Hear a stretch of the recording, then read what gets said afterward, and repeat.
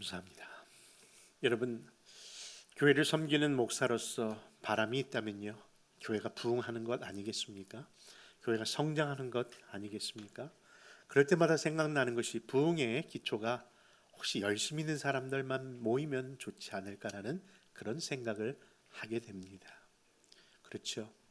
그래서 열심히 있는 사람을 모아다가 일꾼도 만들어 보고요, 또 임직도 세우면서 교회를 세웠는데, 그분들이 열심만을 보고 세웠던 사람들이 일꾼이 아니라 일감이더라고요. 도리어 자꾸 일을 만드는 것들을 보게 됩니다. 그런 의미에서 여러분, 열심이 참으로 귀한 것처럼 보이지만요, 열심히 있는 자를 믿을 건 아니더라고요. 열심을 주시는 하나님, 열심 가운데 하나님이 인도하신 하나님을 더 의지해야 될 줄 믿습니다. 그런 면에서 생각해 보니까요, 성경은 의외로 열심에 대하여 부정적인 시야를 갖고 계시더라고요. 그 예를 성경에서 한번 찾아보았습니다. 요한복음 2장과 갈라디아서 4장인데요. 한번 같이 한번 읽어 보겠습니다. 시작. 제자들이 성경 말씀에 주의 전을 사모하는 열심히 나를 삼키라 한 것을 기억하더라. 4장입니다. 시작. 그들이 너에게 대하여 열심 내는 것은 좋은 뜻이 아니요 오직 너희를 이간시켜 너희로 그들에게 대하여 열심을 내게 하려 함이라. 이처럼 그 열심이라는 것을 품고 있는 사람들이 결국 종교 지도자들이었는데, 그들의 열심을 성경은 칭찬하고 있지 아니함을 보게 되는 겁니다.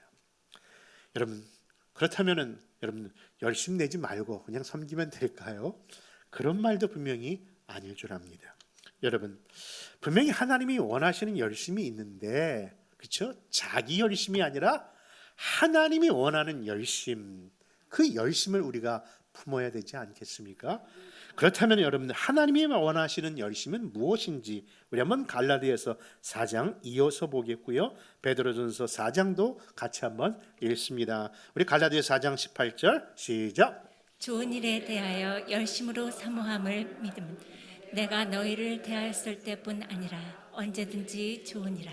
여러분, 좋은 열심이 따로 있다는 걸 얘기합니다. 그럼 좋은 열심이 무엇일까요? 베드로전서 4장 7절은 이렇게 말씀합니다. 시작. 만물의 마지막이 가까이 왔으니 그러므로 너희는 정신을 차리고 근신하여 기도하라. 무엇보다도 뜨겁게 서로 사랑할지니 사랑은 허다한 죄를 덮느니라. 그렇습니다. 성경이 우리에게 요구하시고 하나님 말씀이, 그렇죠, 하나님이 우리에게 원하시는 그 열심은 바로 선한 열심, 좋은 데 열심인데 반드시 사랑에 기초한 열심인 줄 믿습니다.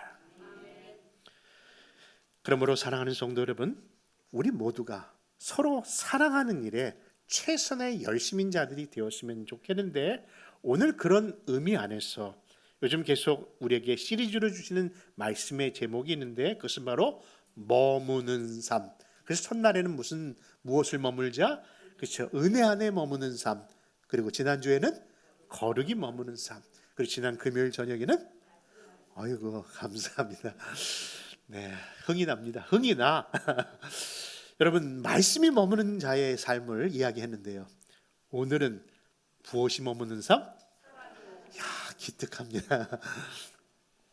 여러분, 그렇습니다. 오늘은 고린도전서 13장의 말씀을 통해서 사랑이 머무는 삶이라는 제목으로 그 은혜를 또 나누겠습니다. 여러분, 오늘 본문의 배경으로 삼고 있는 고린도 교회, 그 교회 안에는요 여러 가지 은사, 특별히 우리가 생각하는 병 고치는 은사가 있었고요, 예언하는 은사가 있고, 그 예언을 또 통역하는 은사도 있었고요, 심지어는 성도들이 기도할 때 방언의 은사도 터졌던 교회라고 이야기합니다. 그렇게 많은 은사가 차고 넘치는 교회였는데, 그럼에도 불구하고 그 교회에 대한 이야기는 그렇게 좋은 이야기가 없습니다.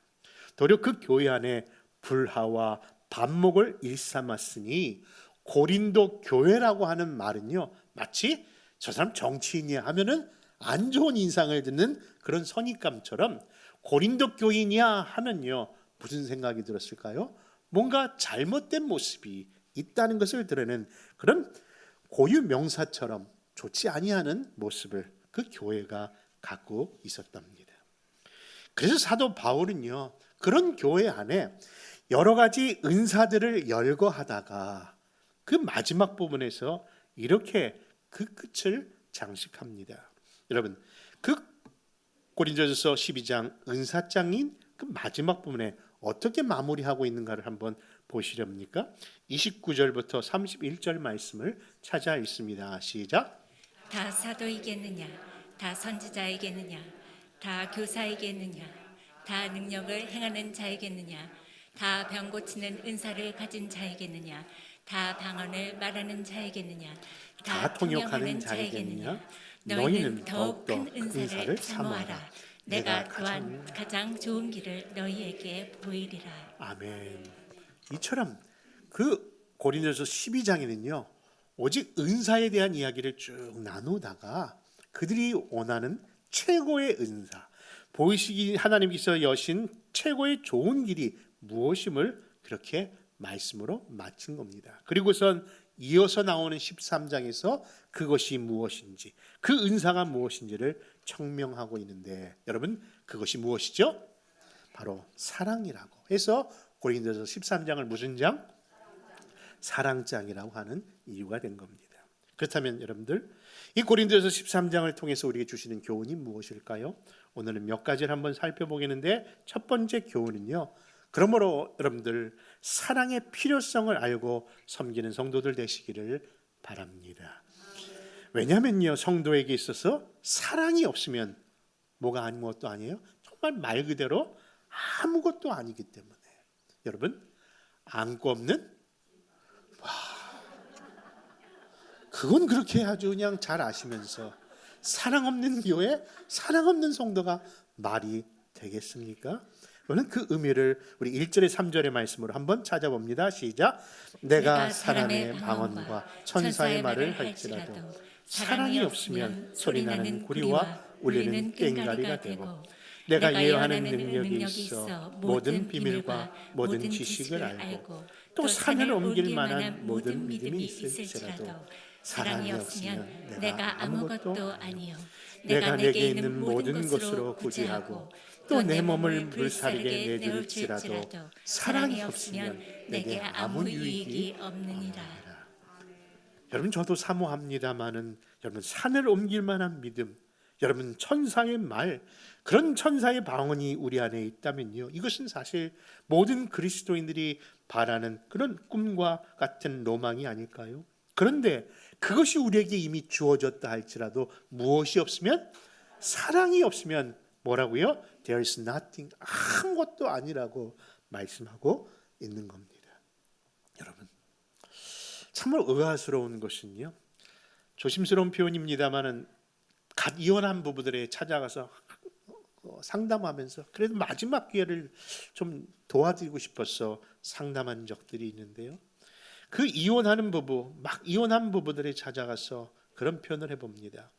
집사님, 아니 형제님, 아니 자매님, 아니 전 남편을 위해서, 혹시 전 아내를 위해서 정말 이렇게 사랑의 노력은 하지 않았습니까?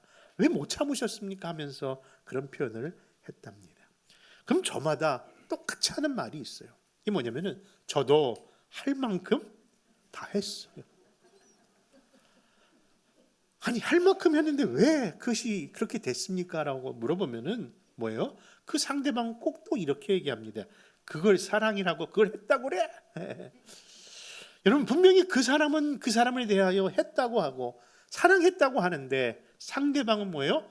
인정하지 아니한 사랑이었다는 겁니다.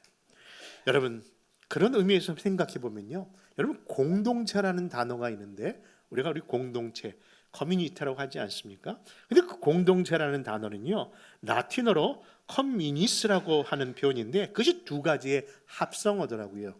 한번 살펴볼까요? 컴이라는 건 무슨 뜻이라고요? 함께라는 뜻이고요, 뮤니스라고 하는 것은 선물을 주다라는 겁니다. 여러분, 그러니까 그 공동체가 교회 공동체든 아니면 가정 공동체든 어떤 공동체든 간에 공동체라는 것은요, 서로 간에 함께 무엇을 나누는 거라고요? 선물을 나누는 관계가 그런 공동체라는 의미를 갖고 있다고 합니다. 근데 문제는요, 그 선물을 주기는 좋고 받기는 받았는데 받은 사람이 그 선물을 만족하지 않는 겁니다. 인정하지 않는 겁니다. 왜일까요? 아까 표현한 것처럼 남편은 또 아내는 분명 내가 할 만큼 했다고 하면서 사랑을 줬다고 하는데 그게 무슨 사랑이냐라고 거절하는 것처럼 말입니다. 그런 의미에서 사랑이라는 또 다른 정의가 필요하다 생각됩니다. 무엇일까요? 내가 줬다고 선물이 아니라 그 선물은 반드시 받는 사람 입장에서 받는 사람이 기쁨이 되는 선물을 하는 것이 진정한 선물이구나. 여러분, 그 관계가 부부 관계이든 아니면 자녀와 부모의 관계이든 더 나아가 우리 교회 안에 있는 성도와 성도의 관계이든 간에 모든 관계 공동체에는 상대방을 향한 배려가 배제되면은 그것은 좋은 관계를 유지할 수 없다는 교훈. 다시 말해서 커뮤니티가 커뮤니온 되기 위하여 유니온 하나 되면 반드시 그러한 배려의 사랑이 있어야 한다는 것을 이야기하는 겁니다. 여러분, 그렇습니다. 내 몸을 불사르게 내어주는 한 사람의 희생이 있다 할지라도 그것이 자기 중심적인 희생이라면요, 그 어느 누구도 그것을 사랑으로 이해하지 못한다는 사실입니다.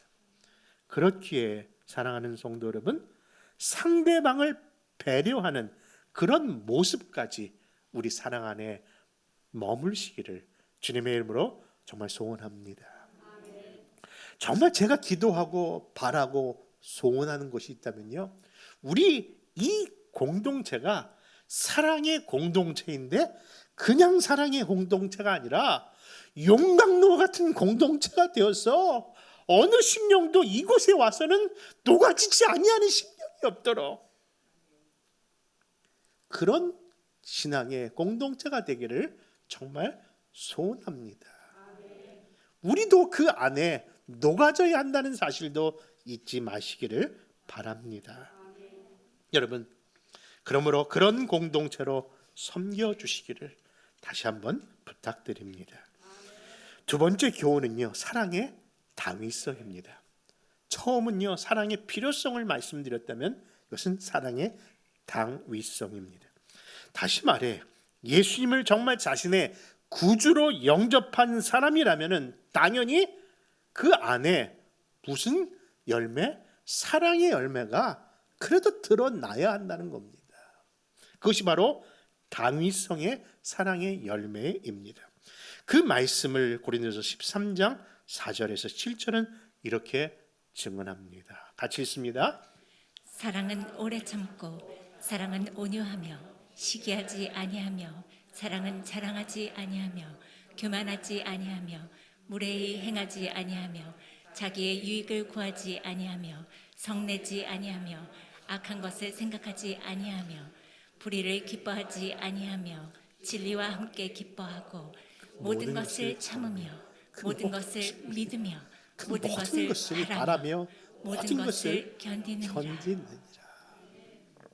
이게 우리에게 요구하시는 사랑입니다.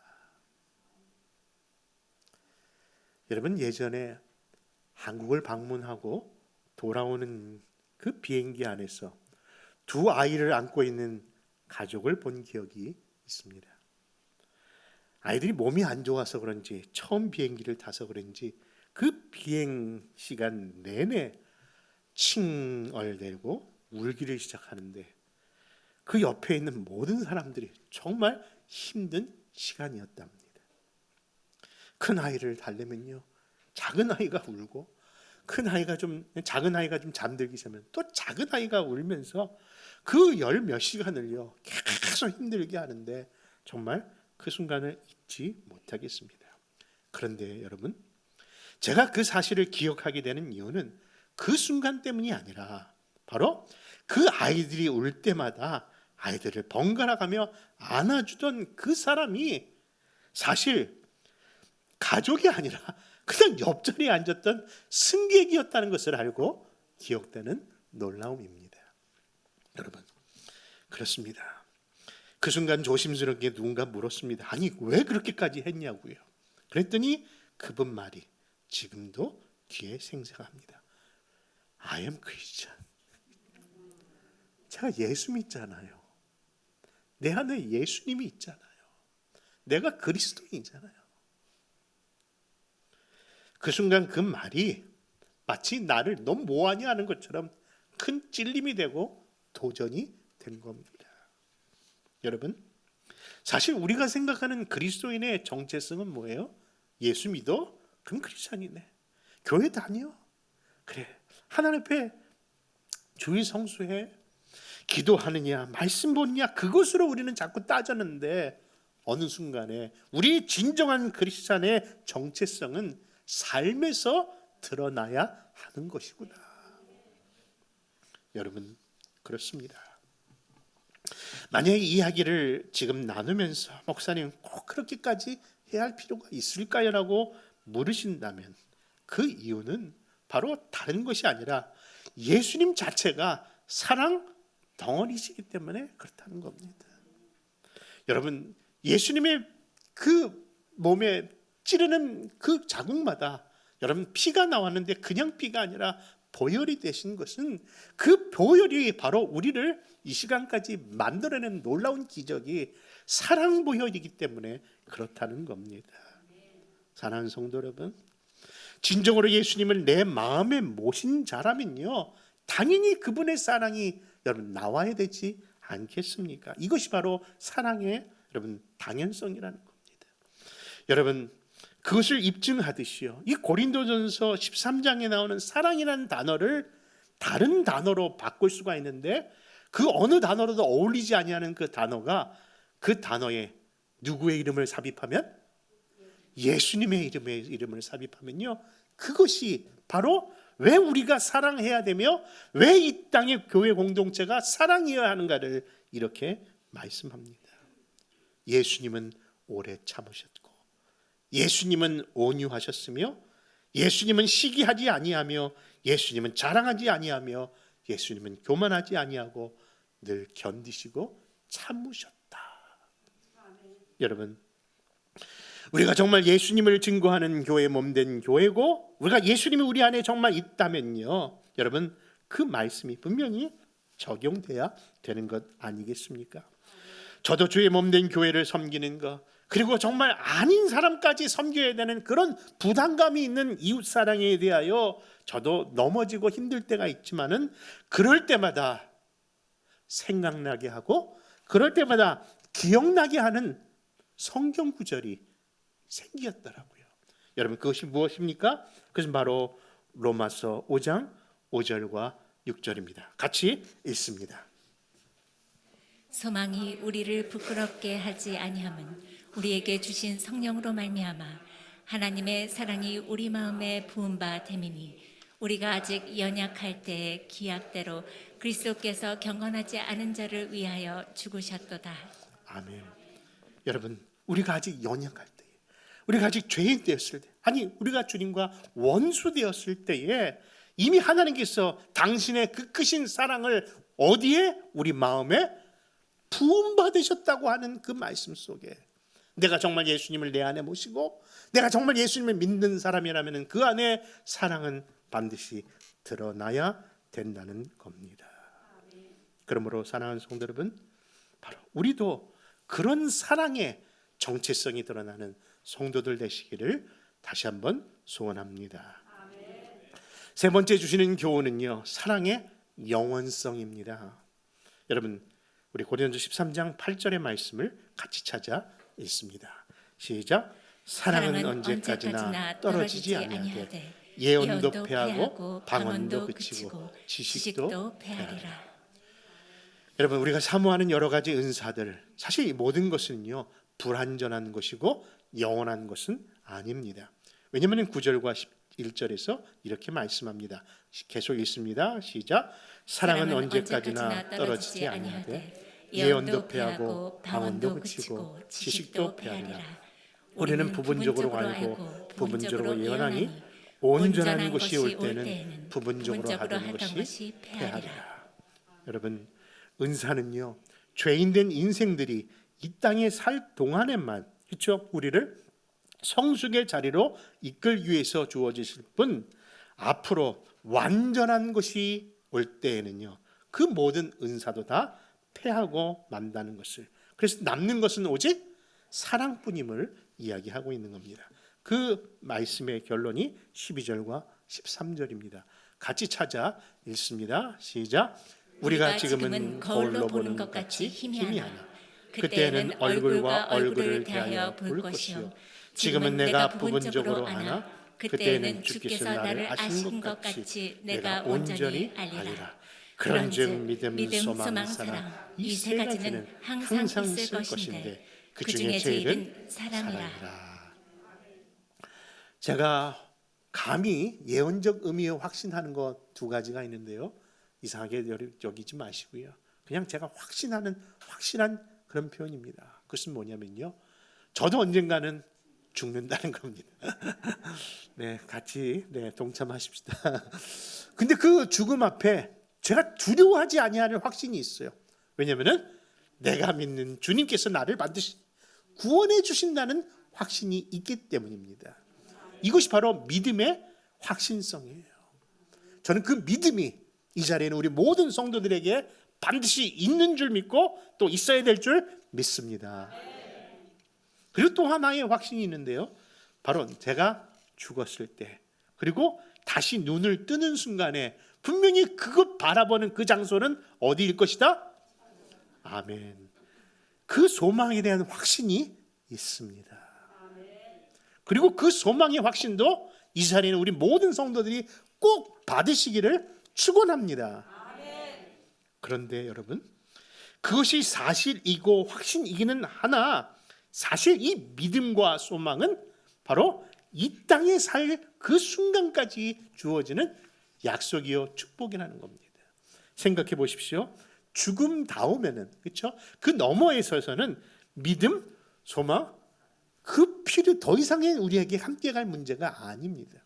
그 모든 것들은 이 땅에서 필요했던 겁니다. 그런데 믿음, 소망 다음에 사랑만큼은 어디까지 갖고 가는 겁니까? 그죠? 천국까지 갖고 가는 그런 하나님의 약속인 겁니다. 여러분, 이 땅에서는 믿음, 소망, 사랑 이 세 가지가 항상 필요했고 항상 있을 거였지만은 천상까지 가는 것은 오직 사랑이라는 것을 이야기하고 있는 겁니다. 그러니 우리의 삶 속에 정말 붙들어야 될 것이, 정말 확실한 그 길이 사랑이 아니고서는 어떻게 표현할 수가 없는 것이죠. 여러분, 아프리카의 성자로 불려졌던 리빙스턴, 그는요 선교사일 뿐만 아니라 의사였고요 탐험가였답니다. 그런데 그가 죽은 후 그의 업적을 조사하기에 많은 학자들과 기자들이 그 아프리카 원주민을 찾아가 그가 도대체 어떤 일을 했냐고 물어봤는데 저마다 기억하는 게 별로 없었답니다. 그렇죠? 분명히 그들이 성경을 가르쳐줬고 또 그것을 또 번역해줬으며 심지어는 아프리카의 문호를 열기도 하는 많은 업적들이 있는데 그 원주민들이 기억하는 건 하나도 없었답니다. 아니 그러면 아무것도 안 했습니까? 라고 물었는데 제가 기억하는 건 단 하나밖에 없습니다. 그것이 바로 그 리빙스턴은 우리를 정말 사랑했다는 것만 기억합니다. 여러분, 그렇습니다. 지난 금요일에도 그런 말씀을 드렸지만 이 해 아래는요 새 것이 없습니다. 이 유한한 이 세상에는 영원한 것이 없습니다. 그런데 단 세 가지는 영원한 것을 우리에게 허락하셨더라고요. 하나님이 우리에게 허락하신 세 가지가 뭐냐면요, 하나는 그리스도가 영원하고요, 둘째는 하나님의 말씀이 영원하고, 그리고 세 번째는요 바로 그리스도가 우리에게 보여주신 그 사랑이 영원합니다. 그런데 여러분, 그 영원한 세 가지를 동시에 한꺼번에 한 곳에 쏟아부음받은 사건이 무슨 사건입니까? 십자가더라고요. 그 십자가 속에 결국 우리의 과거, 현재, 미래까지 완전한 것을 보장하셨으니 그 십자가의 은혜와 사랑을 받은 우리가 어찌 사랑 안 할까? 여러분, 분명히 우주적 종말이든 개인적 종말이든 언젠가 우리도 마지막 순간에 서게 됩니다. 그런데 그때 하나님께서 우리에게 요구하시는 것이 있었다면 그것은 바로 그리스도를 얼만큼 닮아갔느냐. 여러분, 그 닮음이 여러분 무엇이겠습니까? 바로 그리스도가 사랑인 것처럼 그 사랑의 모습이 우리 안에 들려지길 원한다면은 정말 사랑이 머무는 삶이 얼마나 중요한 성도의 또 다른 삶의 태도인 줄 믿으시고, 그런 사랑이 넘치는 교회로, 그런 가정으로, 그런 성도들이 되시기를 주님의 이름으로 축원합니다. 기도하겠습니다.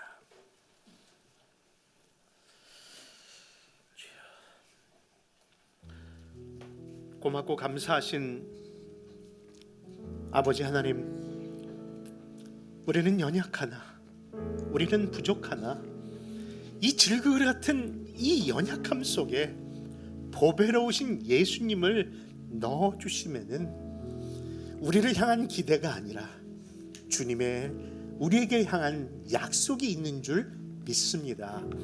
그 약속이 바로 우리를 믿음 가운데, 소망 가운데, 그리고 하나님의 영광 가운데 분명히 당신의 나라까지 인도하실 줄 믿사오니, 그분의 능력, 그분의 위대하심, 그분의 사랑을 내 남은 생에 찬양하며 살게 하여 주옵소서.